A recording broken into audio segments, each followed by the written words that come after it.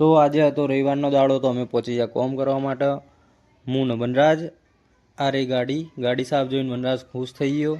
એના પછી અમે ત્રણ નંગ નીકળ્યા બીજી જગ્યાએ કોમ કરવા, પણ નસીબ ફૂટેલા હતા. કોકની નજર લાગી, વેક્યુમ બગડી ગયું, તો અમે નવું વેક્યુમ લેવા પહોંચી ગયા. પણ એર્યું વેક્યુમ અમારા કોમનું નહોતું, કારણ કે અમને બહુ મોટું પડે એવું હતું. એટલે અમે પહોંચી ગયા સંકેત ઇન્ડિયામાં પેટી પેક લેવા.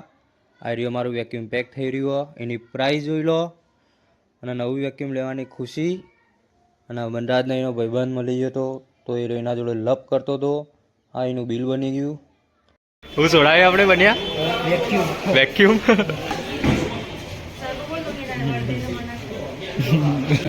ये देखो गालियाँ लिखी हो अभी सवेरे सवेरे नुकसान आ गया વેક્યુમ લાવ્યો તો આ રાજી થઈ ગયા હતા. આ રહ્યું વેક્યુમ.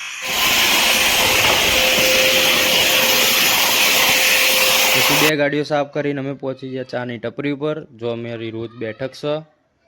આરી મારી ચા, અને ભાવલાએ કરી દીધું પેમેન્ટ. અને પેલા ભાઈને આવતું વ્લોગમાં, તો લઈ લીધો એનો વ્લોગમાં. એના પછી અમે અમારો સામાન લઈને નીકળી ગયા ઘરે જવા. ઓને લાગી હતી ભૂખ, તે આ ખાવાનું ગોતી રહી હતી. પછી એને ખાવાનું આલ્યું,